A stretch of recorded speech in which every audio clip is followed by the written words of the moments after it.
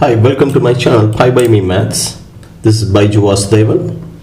In this video we are going to solve January 2022 Pure Math 1 paper. This paper consists of 10 questions. Question number 1 is from integration. So how do we integrate? Before we integrate, we write it in this form: 8 over 5x cubed minus 2 over 3, put it as x power minus 4 1 dx. So when you integrate it, it becomes 8 over 5. X power 3 becomes x power 4 over 4 minus 2 over 3. X power minus 4 plus 1 divided by minus 4 plus 1, and then minus 1 becomes minus x plus c. Simplify it, you will get 8 over 4 is 2. So 2 over 5 x power 4. This becomes positive 2 over 9 x power minus 3 minus x plus c. That's all. Is the 4 mark question.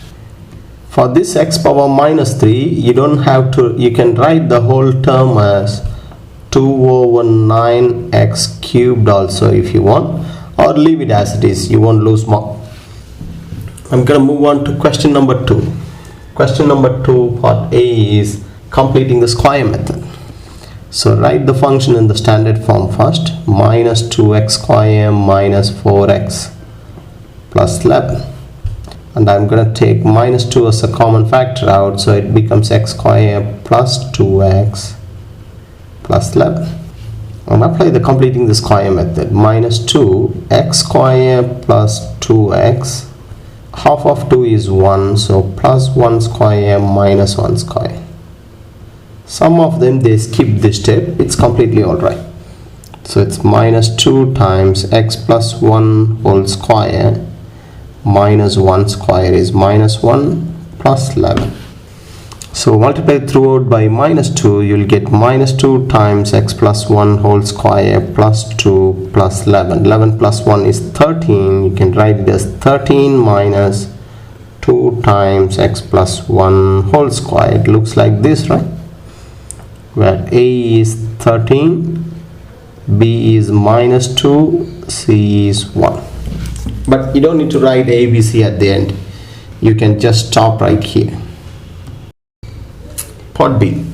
Sketch the graph of the curve showing clearly the coordinates of the point where the curve crosses y-axis. Okay. You have the function f of x is equal to minus 2x square minus 4x minus plus 11. To sketch the graph, first thing you need to do, go to number 5 equation number 3, sub in the coefficients: minus 2x square minus 4x plus 11.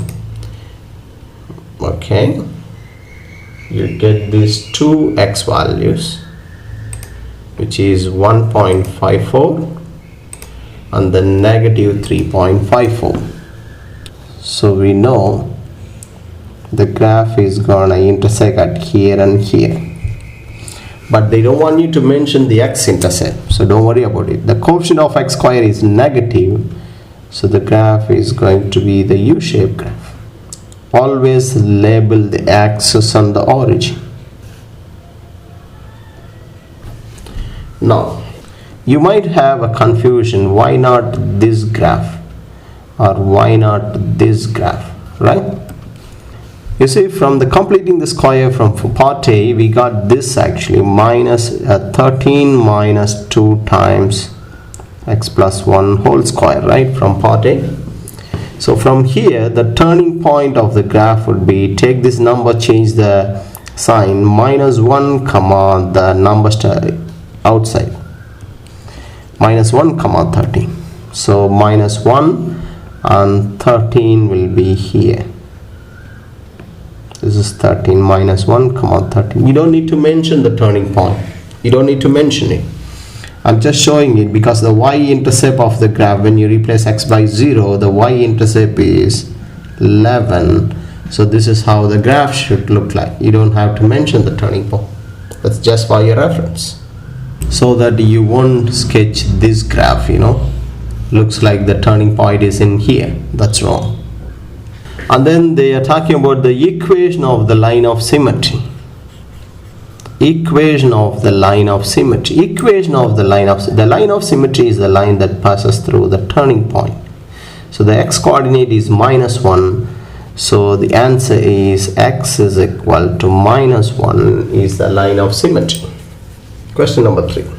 Write f of x in this form. You just need to expand it. F of x is equal to, take this x plus 2 whole square. A plus b whole square is a square plus 2ab plus b square, root 2 square is 2, plus here you apply minus b whole square, a square minus 2ab plus b square. Now simplify the like terms. You have 9x square when you square it, plus x square is 10x square. And then x term, you have 2 root x here. This whole thing when you calculate 2 times 3 times 5 square root of 8, 60 root 2x. This is 60 root 2x and 2 root 2. You are going to get, one is negative, so minus 58 root 2x. And then you have 2 here, 5 root 8 whole square.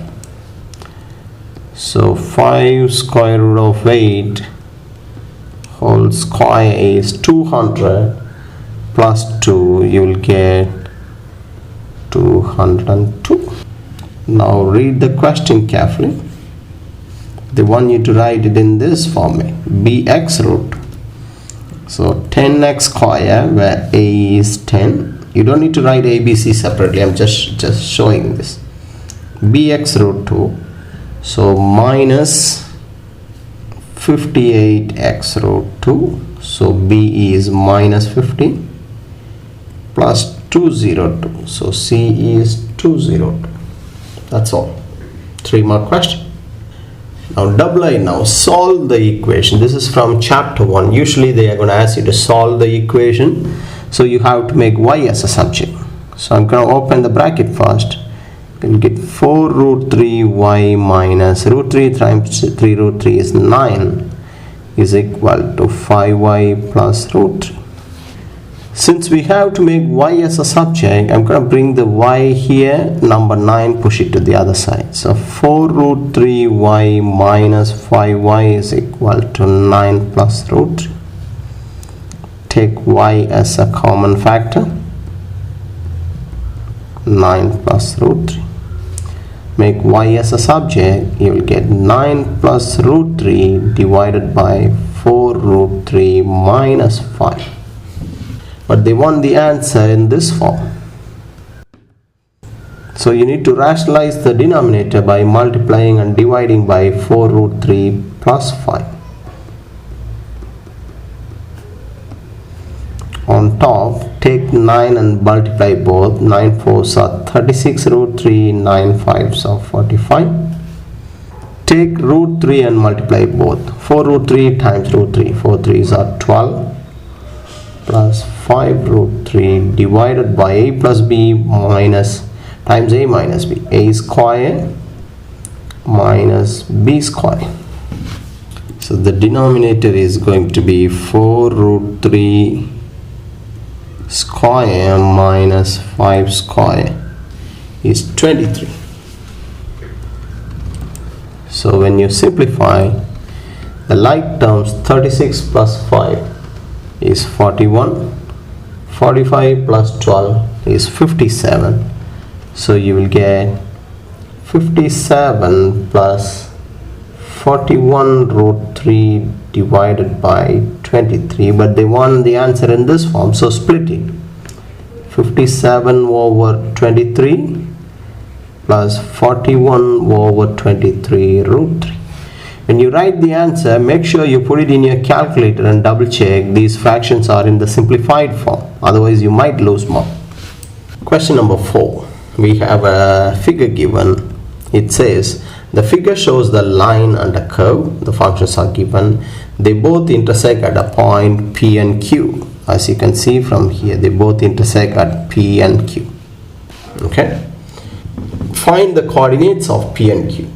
So basically, you need to solve these two equations. So from this equation, you can write y is equal to 6 minus x. This is also y, so equate them. 6x minus 2x square plus 1 is 6 minus x. I'm going to move everything to this side. 2x square minus 7x plus 5 is equal to 0. 2 minus 7. Now go to equation number 3. 2 minus 7, 5. You get 5 over 2 and 1. So x is equal to 5 over 2, x is equal to 1. But you need to write a step here. 2x minus 5. Using the result, you can write it this way. Is equal to 0. Otherwise, you will lose more. So we got the 2x values. Sub in them here to find the y values. When x is equal to 5 over 2, y is equal to 6 minus 5 over 2. 12 minus 5 is 7 over 2. So you can just consider as a point actually 5 over 2 comma 7 over 2. We don't know which one is P, which one is Q. We will find out later. And then the next one, when x is 1, y is 6 minus 1, 5. X is 1, y is 5. That's another point. So 1, 5 over 2. Look at the point. The x coordinate of P should be 1. This should be 5 over 2. So this point is P, this point is Q. Part B now. Use inequalities to define the region R. The equation of the line is y is equal to x plus y is equal to 6. The line is x plus y is equal to 6. It's shaded below and it's a solid line, so the inequality is going to be x plus y is less than or equal to 6. And then the equation of the curve, this curve, right? The equation of the curve is, because you need to look at the region and take all the boundary lines. Equation of the curve is 6x minus 2x square. Y is equal to 6x minus 2x square plus 1. Above the curve, outside the curve is for upside down parabola, outside is called above. Above the curve is shaded. So you need to put greater than, it's a solid line, greater than or equal to 6x minus 2x square plus 1. And then these two are over. The third boundary line is the x-axis, where the equation of x-axis is y equals 0 and it's shaded above. So it's y is greater, that's the solid line, so y is greater than or equal to 0. And using all these inequalities, you can shade this region also. You see, there are two regions that can be shaded using these inequalities. But we are particularly talking about this region. So we need to have one more condition or inequality to represent this particular region R. That's when you need to use this point of intersection. This is 5 over 2, right? And this point is 1, right? So take it as a line, x is equal to 1. This line is x is equal to 5 over 2. So this value is 1 to 5 over 2, right? Take it as a 1 to 5 over 2. So if x takes more than a, it represents this region. X is less than a, that represents this region. So you need to add x is greater than or equal to a, where 1 is less than or equal to a is less than or equal to 5 over 2. That's one extra region, extra inequality.